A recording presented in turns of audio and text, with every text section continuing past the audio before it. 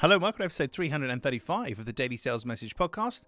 Now, have you ever looked for something online? You need a specific part for something, for a washing machine or a dishwasher, an ABC, 6YZ, whatever, sprockety, gadgety thing, whatever. You put in a very specific code, a very specific description of the part, and the results will come back accordingly. Specificity drives attention. As a seller, so I'm being so kind of profound here today.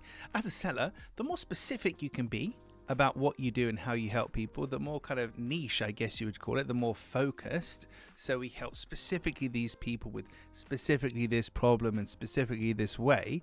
The more you can do that, the more you're going to get the attention of the people who are actually going to buy from you.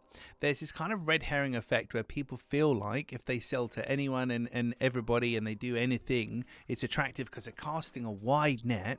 But the trouble is, most of the people in that net aren't that really interested in what you're doing. So it's better to cast a small net but to go in the right place, and specificity drives attention. So when you are talking to potential clients, when you're advertising, communicating on socials, etc., whilst we don't want to fill our communications with jargon, if it is appropriate for you to throw in certain terminology or even codes or anything like that, as long as you're extremely confident that your buyer knows what they are and would understand them, then that's a great way to kind of indicate to them they're in the right place, because you're speaking their language. You're being really, really specific.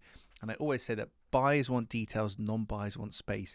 If you want to buy something, you've got questions, you will be specific, you're trying to get answers. If you don't want to buy something, you'll be quite wishy-washy and broad. So when somebody says, oh, great, can you send me some more information?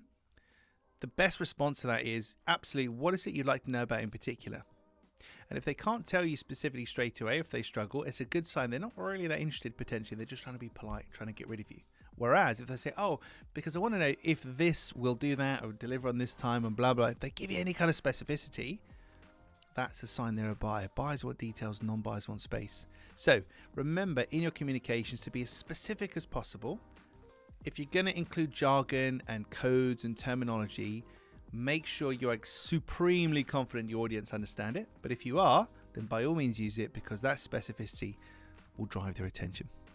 Right, that's it for this episode of the podcast. Tomorrow in 336. 336.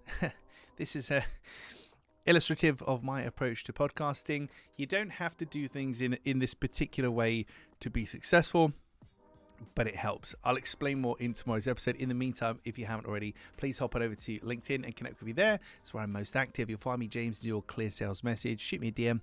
Let me know what you like about the podcast and if you want me to cover anything in a future episode. Thank you for listening or watching all the way to the end. I do appreciate it. I'll catch you tomorrow for another mysterious edition of the Daily Sales Message.